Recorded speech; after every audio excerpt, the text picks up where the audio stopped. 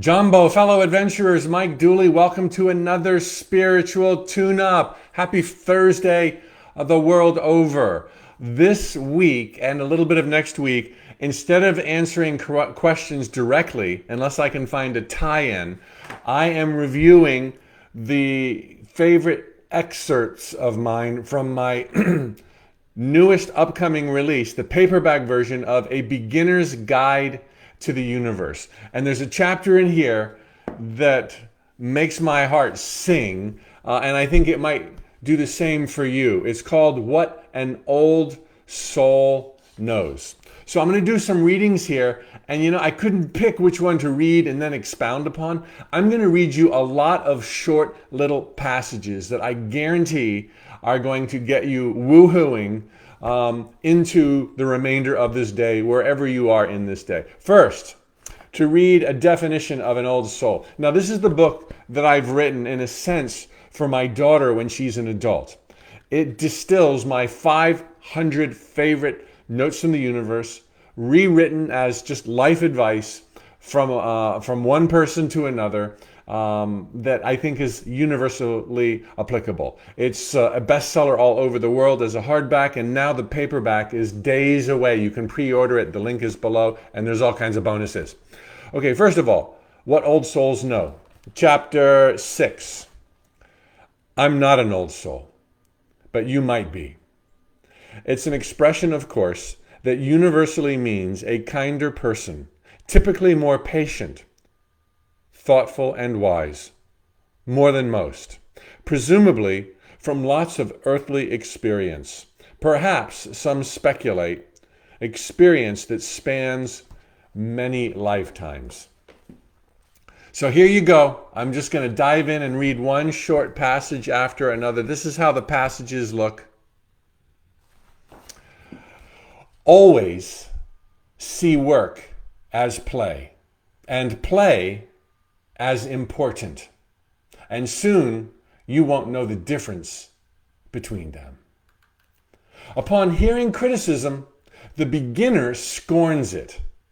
The careful student weighs it. And the master says, but of course, understanding she attracted it and therefore it needed to hear it, whether or not it was true. We create everything, including that which we hear. And if you overhear a slight, some criticism directly to your face or whispered between what you thought were friends, there's meaning there. And it doesn't mean that they were right. It means you heard it as a part of your creation, of your reality, and there's something you can take from what you heard. And it might be just to toughen up your skin. Okay, keep going, keep going. Spirituality should not be sought to avoid the material world, but to better engage it. Forget the thought of being a monk and sitting on a cliff and meditating 24/7. You came from pure enlightenment. Here, you wanted to roll your sleeves up and get it on. Live your life to the fullest. Next, sometimes the people who know don't know they know. And sometimes the people who don't know think they do. Kind of sounds like politics, doesn't it? But you can always tell who is which, because with knowing comes kindness. Oh, slay me! The primary roles of love are not to heal, fix, or mend, not to soothe, cure, or ease, not even to refresh, rejuvenate, or restore. The primary roles of love are to yahoo, yeehaw, and woohoo. The difference between a young soul and an old soul is only known by the old soul, who would never breathe a word of it. Ultimate life mastery eventually becomes more a function of knowing what to want than knowing how to get what you want. It becomes a function of knowing what to want. broad brush strokes. Joy, happiness, friends, laughter, fulfillment, wealth, abundance. Those are the things to want. Okay, rather than $1 million by year end, Trixie to fall in love with me, the corner office at Acme Company. Don't be a micromanager. Okay, I deviate. It's being alive that makes you rich. If an event was so super extraordinarily rare and fantastically incredible that it only happened once every 10 billion years, it would still be infinitely more ordinary, routine, and credible than the passage of any given day. And we get another one right now. Whoa! An enlightened soul is not one to whom truth has been revealed, but one who has summoned it. It's our highest responsibility to demand to know the truth about all things, time, space, and the ethereal. Demand it, seek it, search for it, and it will be yours. This is fun for me. A little heads up on an affliction that afflicts all really old souls. Giving love eventually becomes a much greater need than receiving it.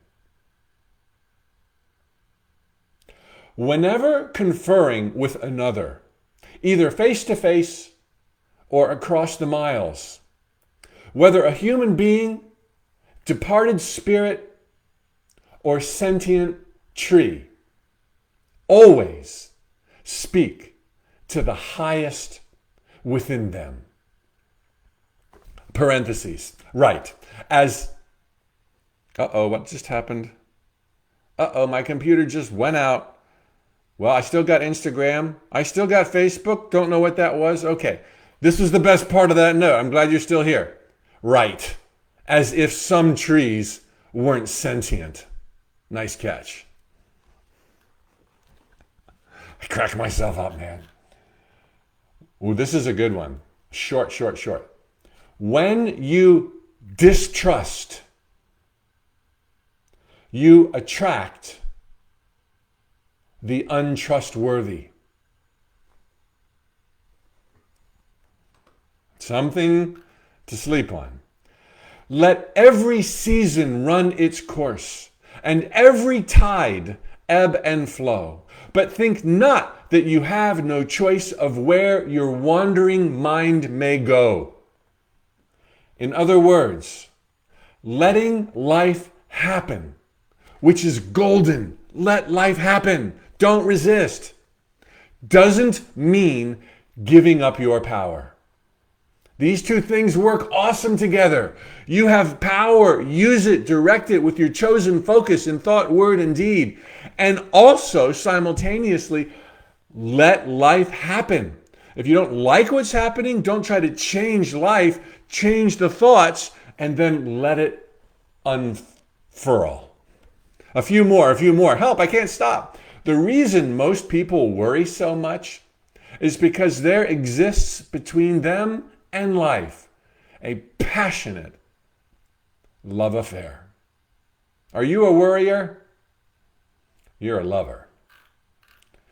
If ever granted one wish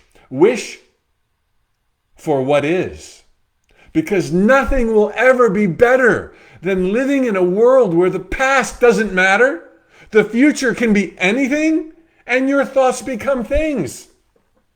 Wish for what is, my friends. Wish for what is. Last one.